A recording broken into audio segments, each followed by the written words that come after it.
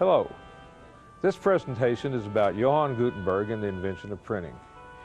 Johann Gutenberg is credited with that invention. About 1450, he and his partners began printing their first book, the famous Gutenberg Bible. Gutenberg did not invent most of the parts of the process. He didn't invent the paper, he didn't invent the ink, he didn't invent the printing press, but what he did was put it all together for the first time successfully. Before Gutenberg, books were handwritten and very expensive and only available to the wealthiest of people. After Gutenberg, the world had printing, the craft and the business, and the common man could soon afford books. There was an information explosion without which the Renaissance and the Reformation would not have been possible.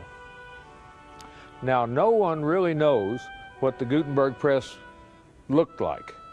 The details, the drawings, are all lost in the mist of history. However, we can examine 15th century technology and form an idea of what the process was like and what the press might have been.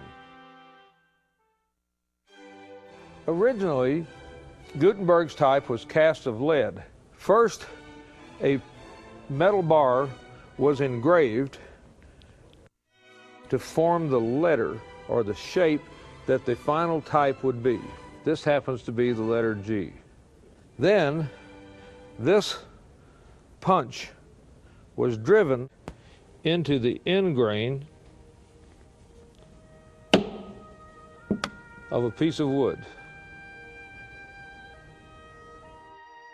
And now we have a mold which we can wrap out of paper or wood or metal, in which we can cast the lead to make the final type.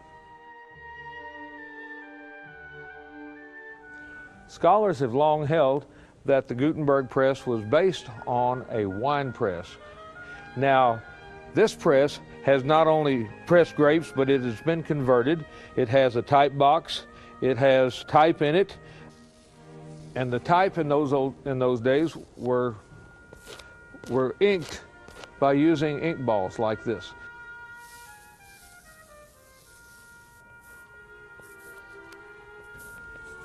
You get the ink on the ink balls and you work them until they're right.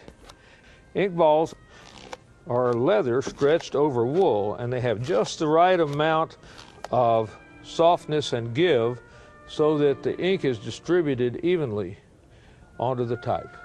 We are printing 2 pages that can be found in our exhibit.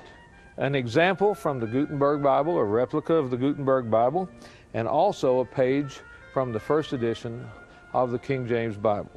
Now we have type that is inked, and we're going to use paper. Gutenberg also printed on vellum, which was an animal skin. The paper that was made in his time was made of pure cotton, and it was just ground up and put into a soup of cotton with a little bit of glue in there, and then through wire strainer to make a nice sheet of paper, and was dried. We're going to take the paper and the paper holder and put it down on the type.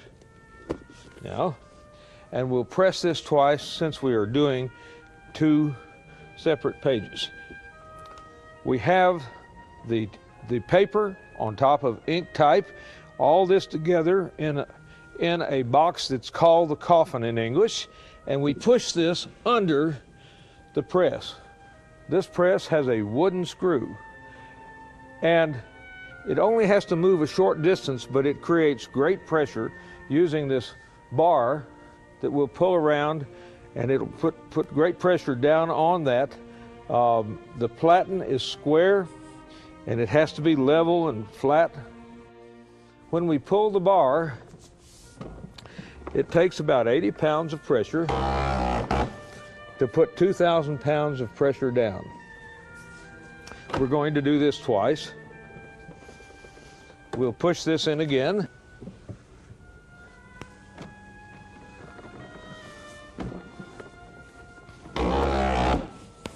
Makes nice noises, doesn't it? Now, hopefully, we've printed a nice copy.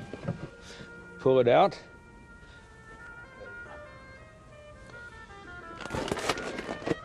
And this is what every printer hopes to get, a good, clean print.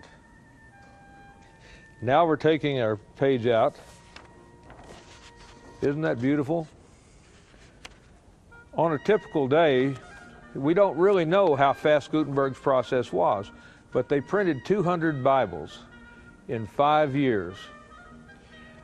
This was a great deal of more production than you could get by handwriting, because prior to printing, it would take a person approximately 2 years to write one single Bible. Printing really didn't change over the next 350 years. The presses changed a little bit, metal screws instead of wooden screws, and that sort of thing, but the process really didn't change much. Gutenberg's invention changed the world.